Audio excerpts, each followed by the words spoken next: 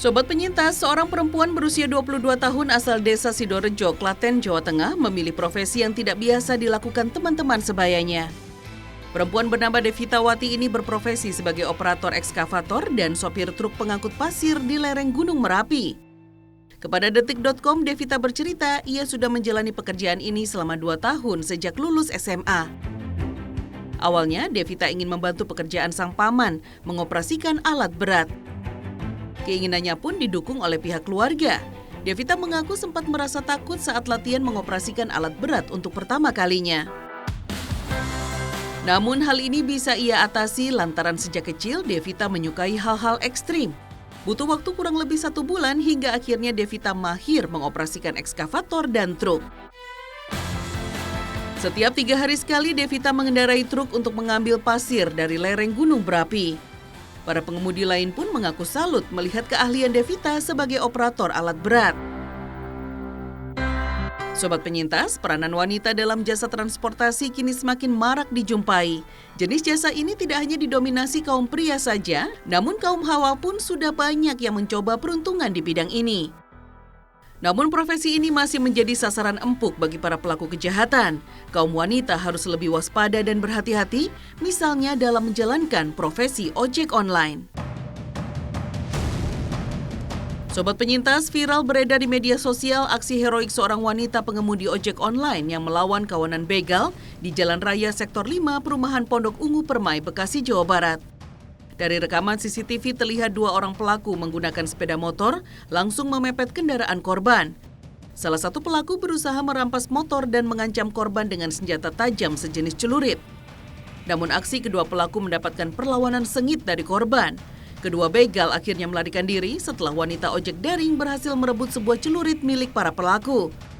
Atas kejadian ini, petugas dari Polsek Babelan dan Polres Metro Bekasi datang ke lokasi melakukan penyelidikan dan meminta keterangan saksi di beberapa lokasi.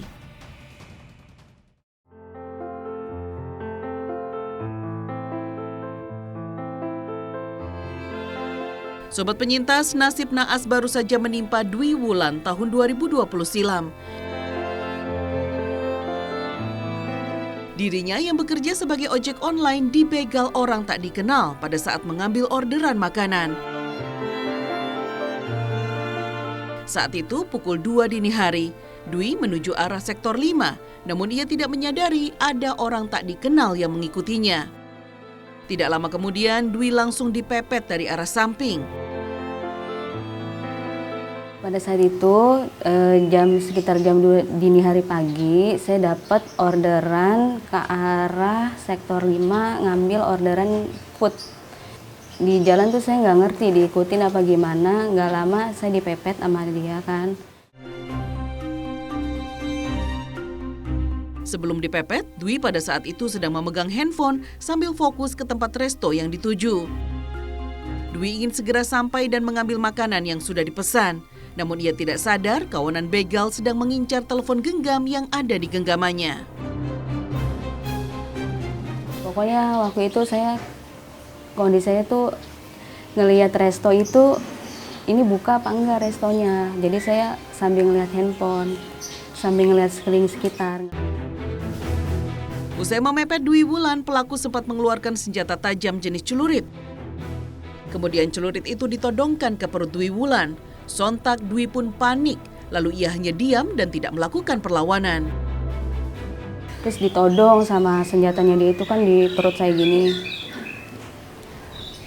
Udah gitu saya langsung, sebenarnya saya panik di situ, hanya saya diam dulu sesaat kan ya.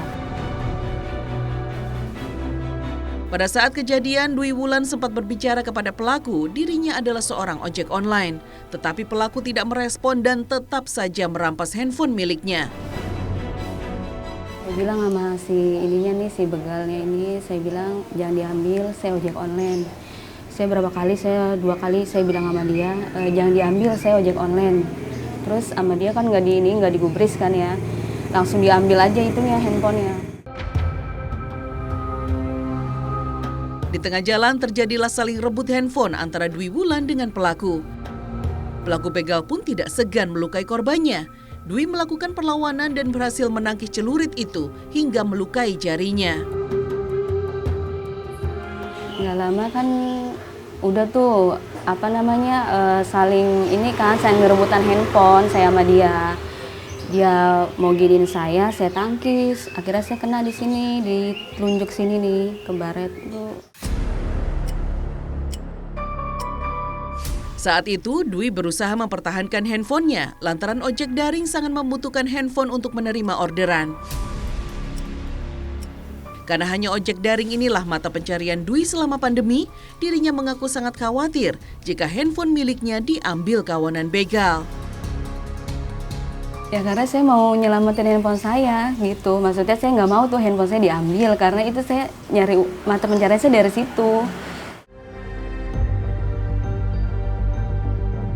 Biasanya sehabis zuhur, Dwi Wulan mulai start mengambil orderan hingga malam hari. Apalagi saat itu malam minggu. Sehingga keadaan sekitar sektor 5 pun masih ramai dan tidak terlalu sepi. Maksudnya masih ramai, masa iya sih ada kayak begitu kan nggak? Maksudnya pikiran saya nggak kayak gitu kan, di sini kan juga ramai pikiran saya kan ya. Terus ya udah ya diambil aja orderannya. Aksi rebutan handphone antara Dwi dan begal membuat keributan sehingga mengundang perhatian warga sekitar. Pada saat kejadian, ada beberapa warga yang datang membantu Dwi untuk menolongnya dari si pelaku begal. Ada pas saya teriak, maksudnya udah selesai, saya maksudnya udah dibawa itu sama si begal itu kan ya. Yang anak muda itu tuh ngelempar botol minuman kan ya, terus gitu. Dia bilangnya polisi. Udah kayak gitu, udah dia senjatanya saya pegang. Dwi mengaku sudah pasrah pada saat pelaku begal memepet motornya. Di satu sisi ia ketakutan, sedangkan di sisi lain ia harus tetap mempertahankan ponsel miliknya. Dirinya terus memberanikan diri dan mencoba tetap selamat dari sabetan celurit pelaku. Rasanya tuh, aduh ini mati apa saya gimana gitu ya. Tapi ya saya mikir saya gini ya, kok udahlah biarin lah, saya pasrah aja di situ kan ya. Yang penting diri saya ini selamat dulu, sama pokoknya saya nyelamatin handphone sama diri saya juga waktu itu.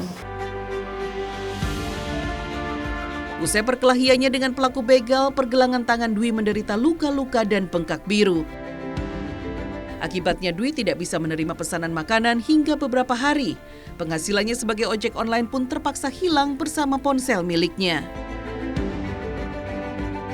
Di tangan sini, sama ininya pada bengkak semua, biru. Pasca pembegalan yang menimpa dirinya, Dwi sempat memilih diam dan tidak melapor ke pihak yang berwajib. Ia hanya ingin kasusnya segera bisa selesai tanpa menjadi viral. Saya langsung pulang ke rumah sini. Udah saya langsung istirahat kan ya. Hari itu kejadian, minggunya saya nggak kemana-mana. Udah saya diem aja. Pokoknya saya diem, nggak ngomong apa-apa. Dwi mengaku sempat trauma usai kejadian itu, namun ia sudah kembali menjalani aktivitasnya sebagai ojek daring. Kini dirinya lebih waspada dalam menjalankan profesinya, serta lebih memperhatikan situasi keamanan saat mengambil pesanan.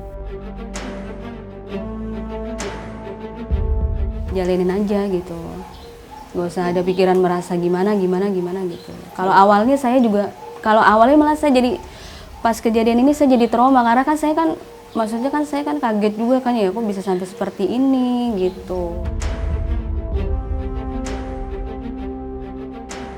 Menurut Dwi, penting membagikan lokasi aktif terkini pada saat mengambil orderan. Dengan cara ini, diharapkan sesama rekan ojek online akan dapat mengetahui bila ada kejadian yang tidak terduga.